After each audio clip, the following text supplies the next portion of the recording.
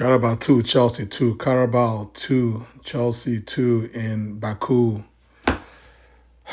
Round four of the in the Champions League. If you ask me, it feels like 2 points dropped. It feels like 2 points dropped, but I mean, given that we came from behind to salvage a 2-2 draw, I mean, I guess I can be greedy. Welcome back to the Chelsea Godfather channel. Please subscribe for regular Chelsea related news. Let's jump right in, guys. Carabao FC 2, Chelsea 2. This game, obviously, like as a Chelsea fan, we knew that there was going to have to be some changes from the Tottenham game for the simple fact that we have Wolves on Saturday, I believe. I believe we have them on Saturday. I'm not sure whether it's Saturday or Sunday, but we definitely have Wolves this weekend. That is coming up. I think is on Saturday. So, but in any event, there was going to be changes, and there were changes. Lavia was in midfield. Santos was in midfield. Tosin in defense. Hito in defense.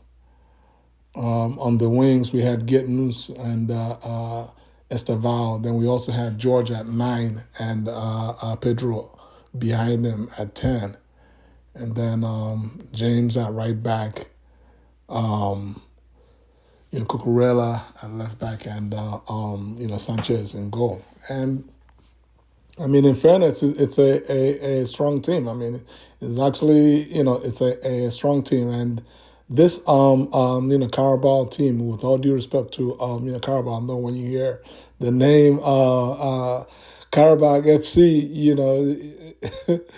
I mean, you're not going to lose too much sleep at night. But the reality is that this team has, they are used to playing in, Europe at all the various levels of Europe, all the way up to the, Champions League.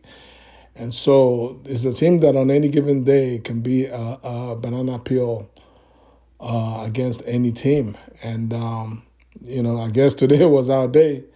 But for me, I don't want to blame Maresca, because again, there wasn't he had to make changes, and he made changes, and as fate would have it, one of the reasons why he made changes, which was to rest guys, and he started Lavia. Well, guess what? Lavia barely lasted only a few minutes. He literally lasted a few minutes, pulled up with a muscular injury to what looked like his right quad, and he's out. Who knows for probably another 2 to 3 months.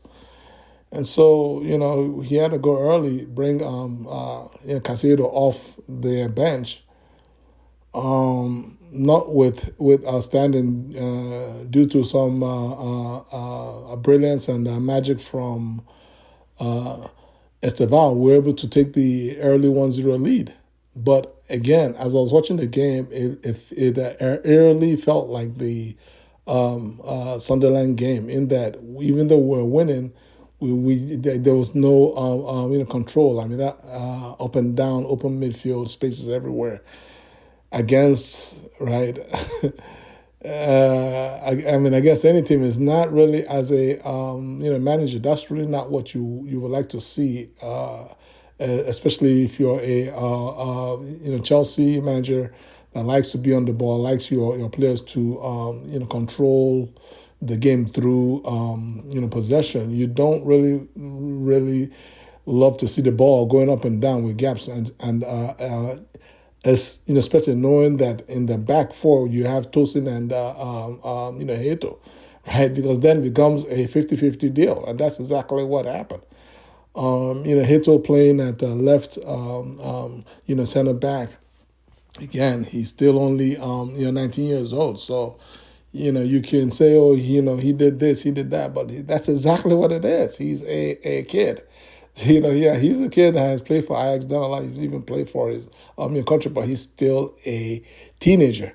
And so, young players make mistakes, and that's what happened. He was at fault for their first goal, and he gave away the handball for the PK that led to their second goal, and that's how in the first half, boom boom, as boom boom, 1-0 became Chelsea down 2-1, just like that.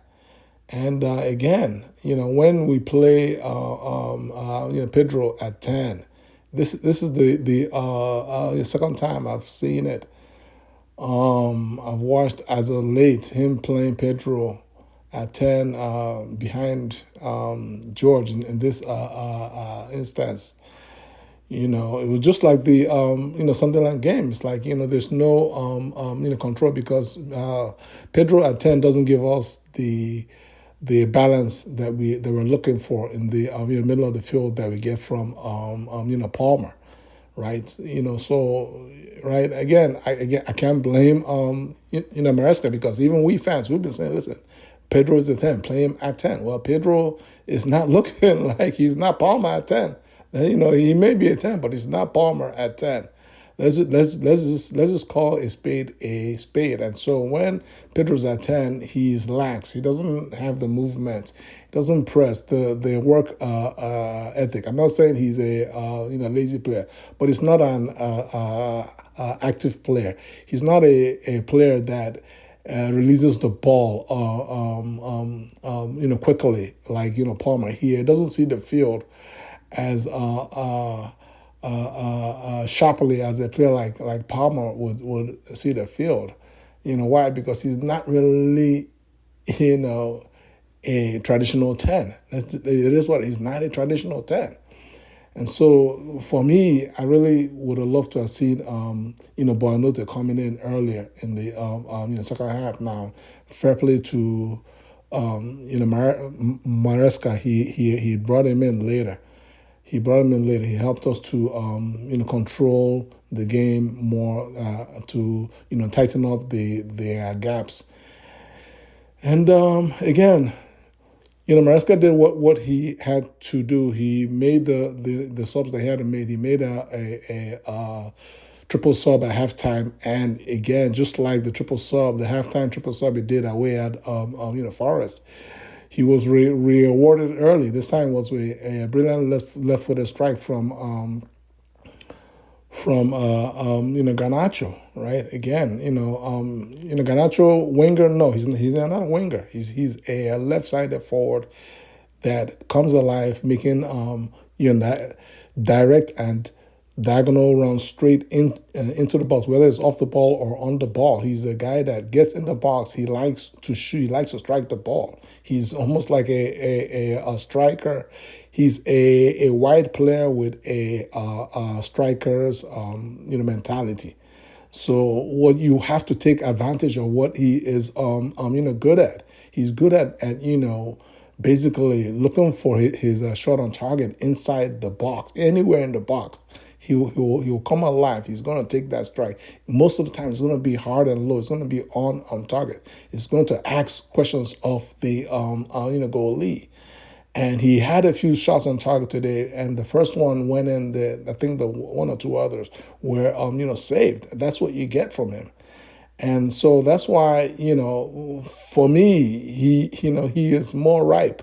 He's more ripe a player than Gittins, who reverted back to his old self in the first half and pretty much gave us nothing. So Garnacho came in at halftime, made it 2-2. At that point in time, we're like, okay, it's just onwards and upwards. Let's just go ahead and get the third goal and just grab the 3 points. But fair play to Qarabag. I mean, they defended well. They really did. They really did defend well, and they counter attacked very well too. So it wasn't just they were just defending. They always had that threat on the counter, and they actually almost won the game injury time. Had the strike been a little bit left or right to Sanchez, this would have been another Sunderland type of situation where we're trying to go for the win while the game is tied and we end up with 0 points. So again, 2-2 draw. I mean, having learned from the Sunderland loss, am I happy? No, I'm not happy. But I'd rather have 1 point in my pocket while I'm being unhappy, as opposed to having 0 points in my pocket and being unhappy. Our next game is at home against Wolves, and where we have to go for the 3 points. I mean, these games are coming fast and sharp, and the time waits for nobody. How do you guys feel about today's 2-2 draw? Like this video, share this video, subscribe to my channel, and leave your comments below. God bless you guys. Peace.